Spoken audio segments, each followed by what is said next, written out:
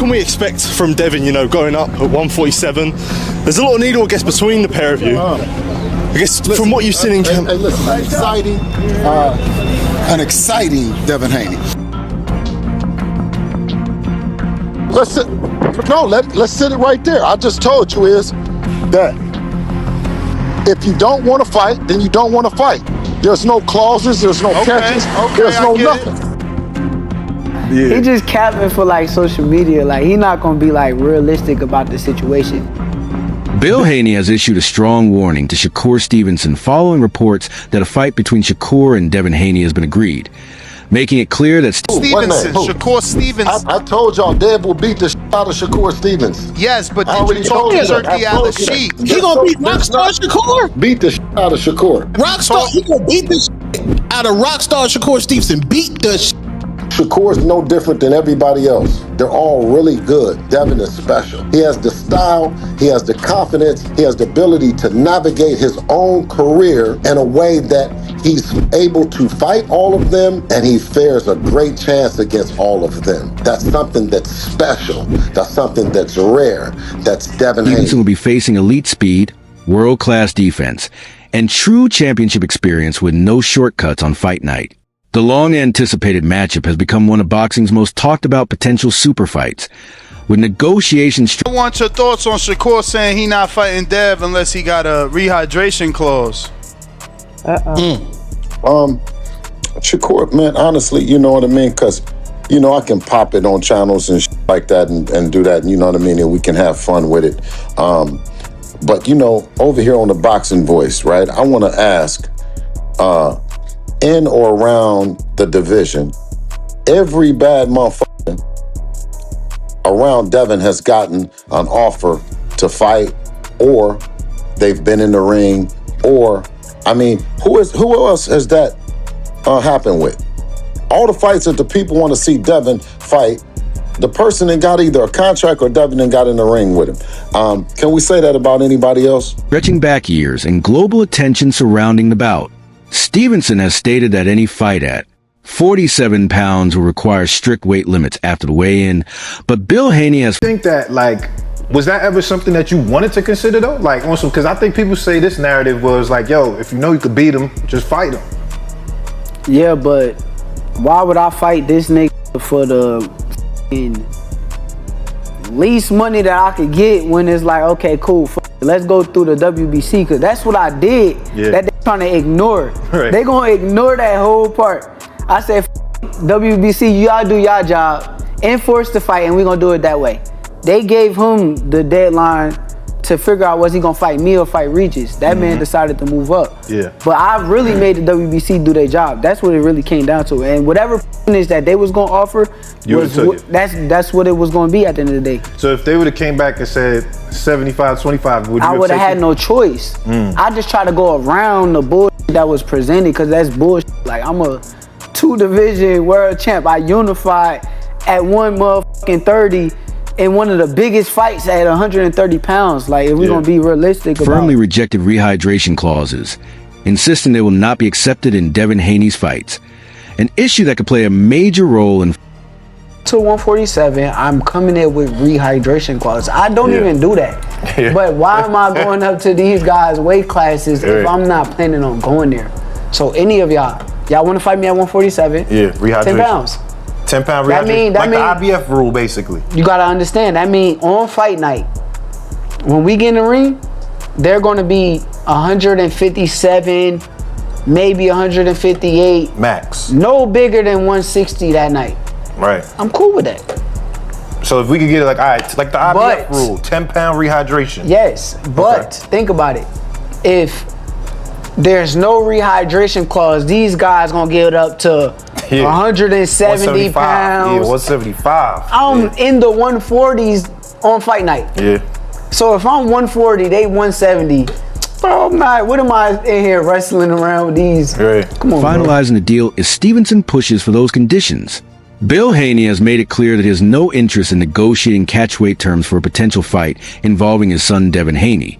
standing firm against rehydration clauses or weight restrictions. He's on the list. Is that a fight you guys are seeking, or are you leaving it alone since he's saying that it would require Devin to get a rehydration clause? Is that something you're willing to get on a phone and discuss how many pounds exactly? Well, when you're speaking about Debo, you might hear a whole lot of that's inconsistent with things that you say about normal fighters. When you talk about a generational talent like Dev, you would expect those that are elite to look to have, to be on a level playing field. What you weigh is what you weigh, and how you get down the next day is, it's what it's all about, and that's what that that is. could limit Devin's size advantage. Meanwhile, boxing analyst Bruce Trampler believes Shakur Stevenson would outbox Haney by controlling distance, timing, and angles, using his footwork, defense, and ring IQ to neutralize the jab, limit exchanges. Do a catch weight, which is what he wants to put on. Not a catch weight, but a rehydration, which is what he said it would require in order for him to fight Devin.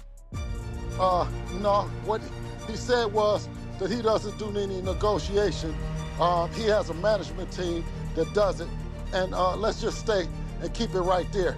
Everything that he's saying, he's not going to 100% stand on it, because he says he doesn't negotiate against himself and refers back to his team.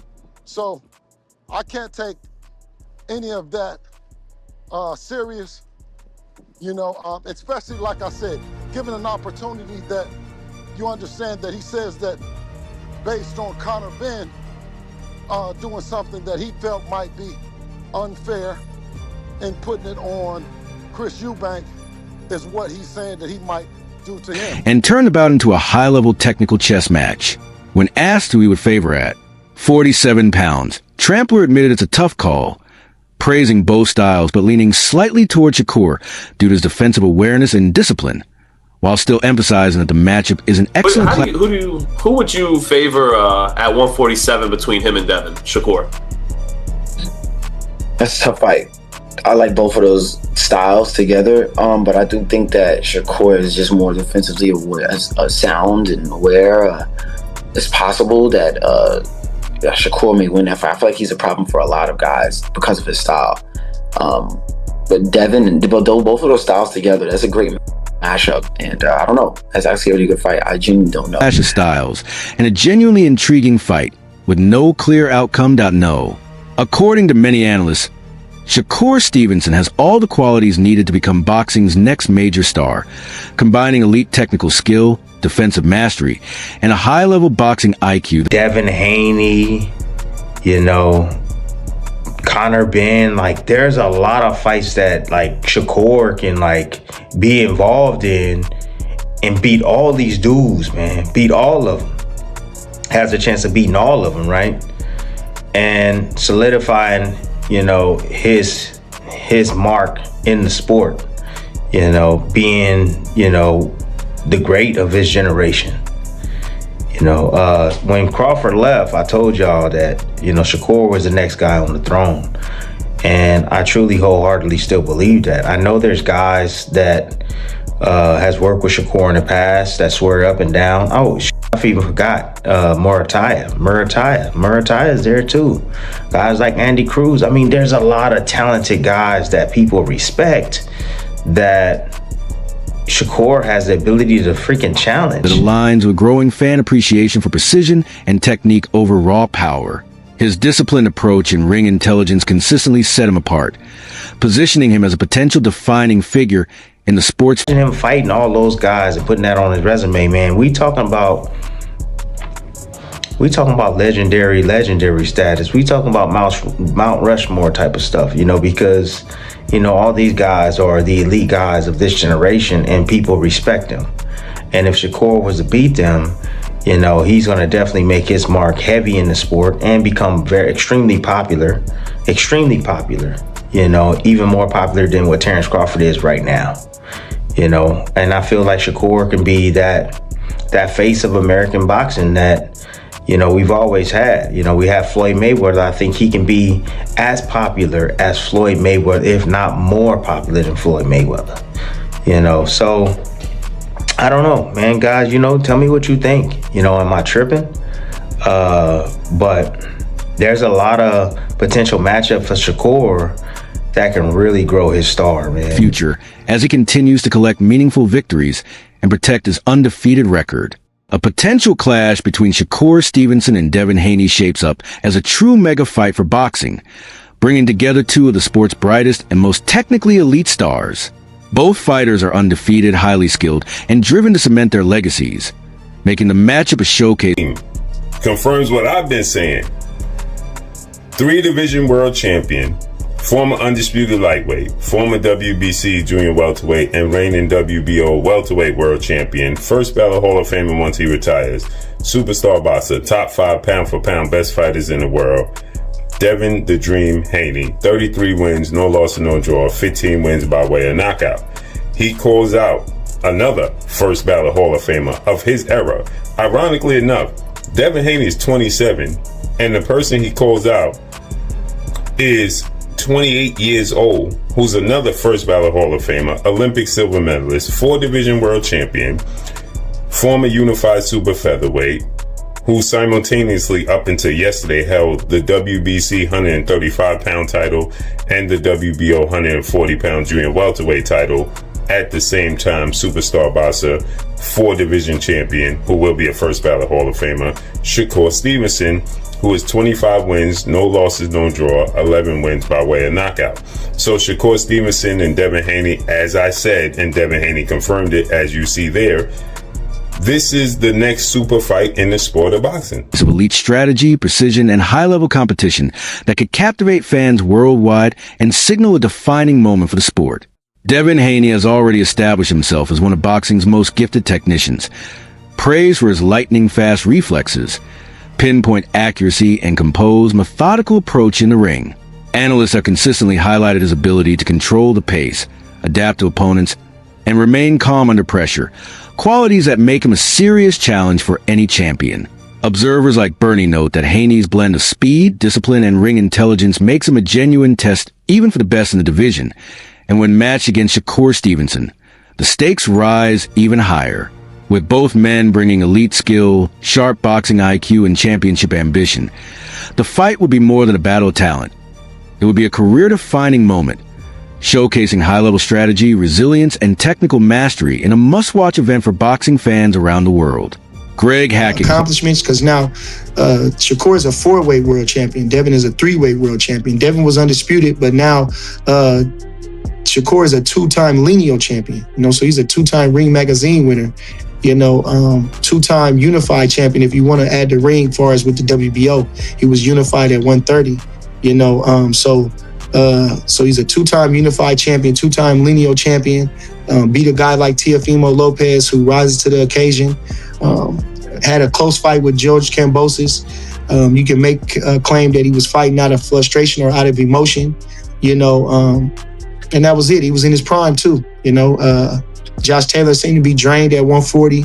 Not taken away from Devin, but he was already moving up to 47, they were saying. You know, Lomachenko was a little older and smaller. So, you know, they about even in terms of that. Shakur Stevenson is deliberately avoiding a fight with Devin Haney because he recognizes that Haney brings the same elite skill set into the ring. According to Hackett, Haney's speed, defense, discipline, and ring IQ closely mirror Shakur's strengths, eliminating the stylistic advantages Stevenson often relies on. He argues that Shakur prefers opponents who are either slower or overly aggressive, allowing him to dictate range and tempo, whereas Haney would force a high-level chess match with few clear openings. Hackett adds that the risk-to-reward ratio doesn't favor Stevenson in this matchup, especially against a fighter capable of matching him both technically and mentally for all 12 rounds. Fight.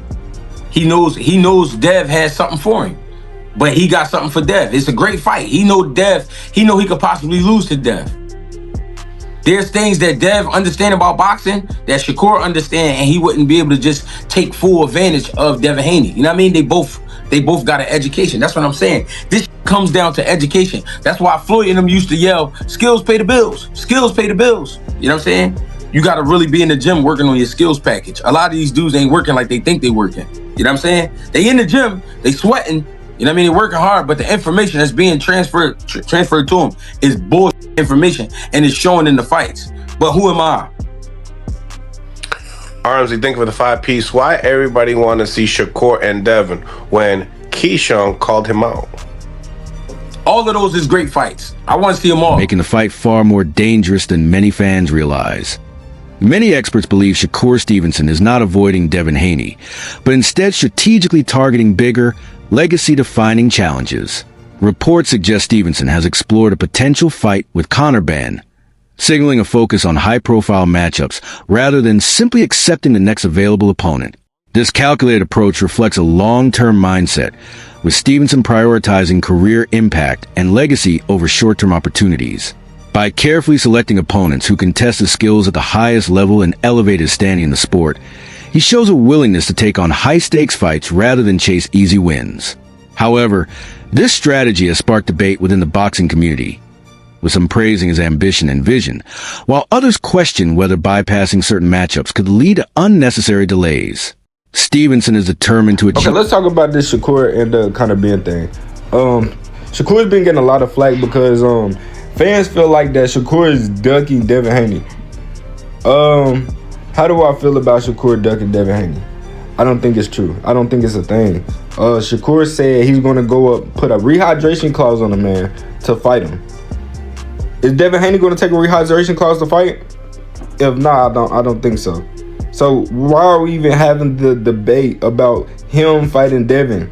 It's not like he's fighting a champion to get a random accolade like a belt or something, you know?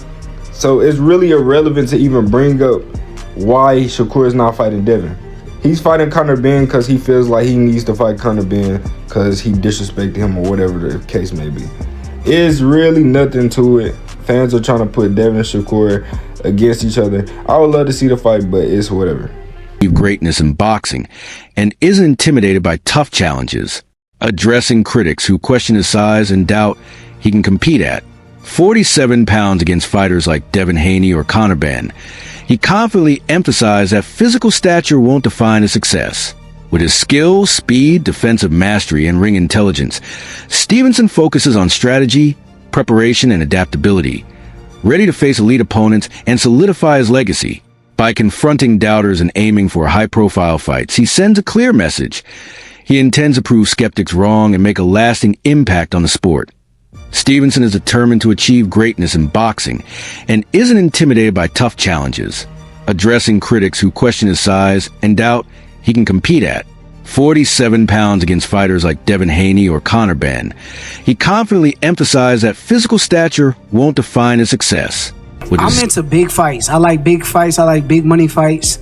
I like proving that I'm the best, and I like doing things that people say I can't do. There's a lot of people that will say that I'm too little for Conor Benn, and I can't do it. So it makes for a tremendous fight. It's gonna be a good beef. I like the beef. I like the story behind it.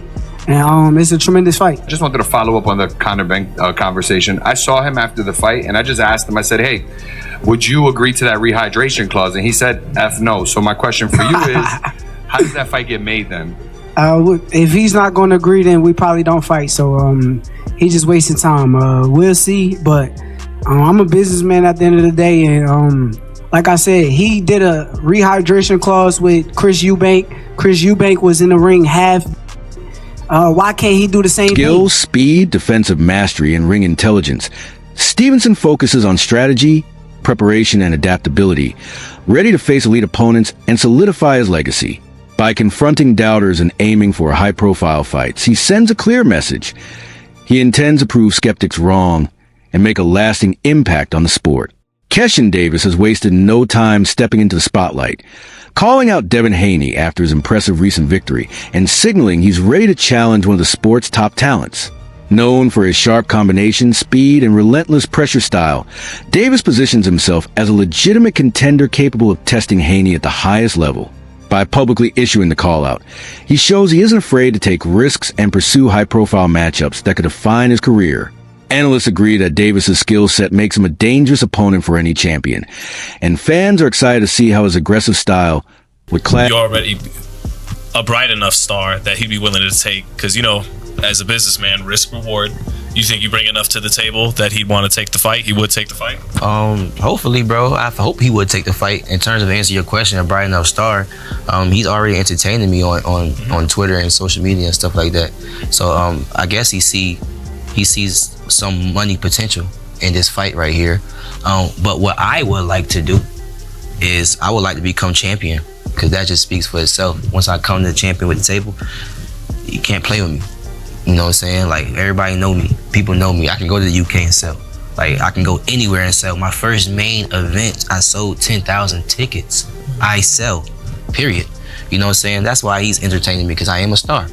But when I come with that world title, whether I beat Dalton Smith or I go move up the weight and beat Lewis Crocker, once I come with them world titles, it's just a different story.